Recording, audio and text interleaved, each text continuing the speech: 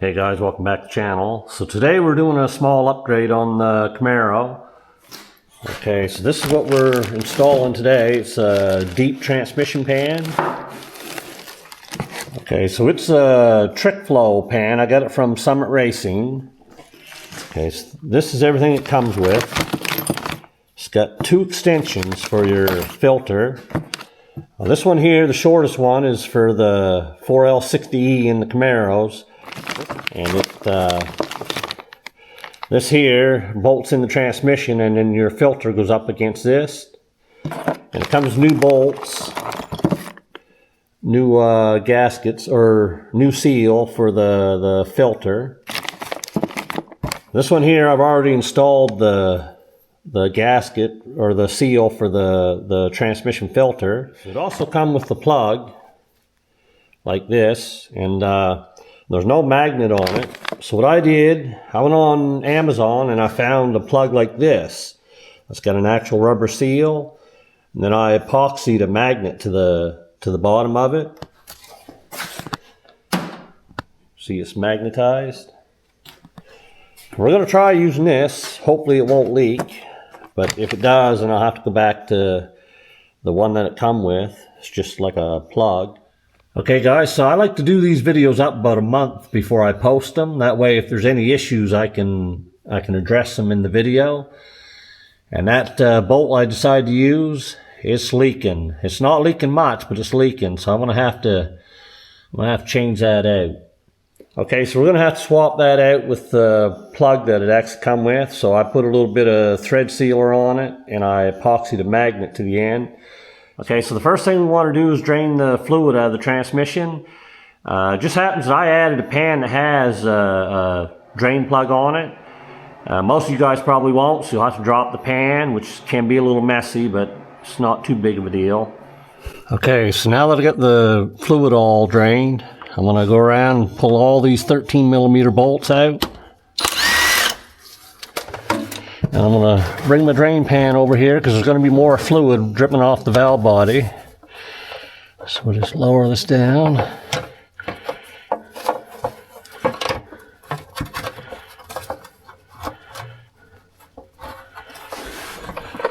Caught on something there.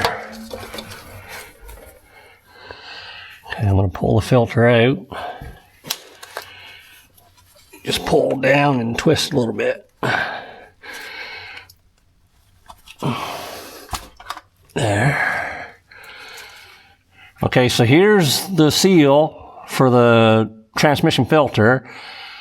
I'm gonna leave that in. I just put it in the last time I did the torque converter, so it's fairly new, and they're a pain to get in and out. Okay, so here's my new filter. It's an AC Delco. Here's the adapter with the seal all installed. So I'm gonna install this.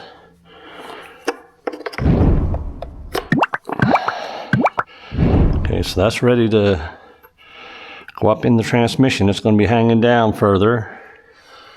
Okay, so here's the bolt we want to remove. It's 10mm. And this here's the bracket we want to put on it.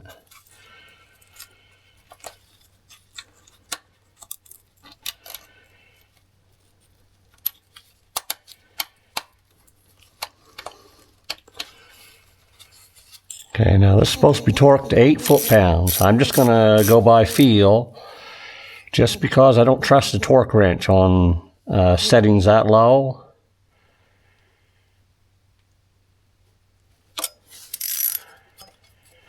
Now what that should do is support the rear of the transmission filter.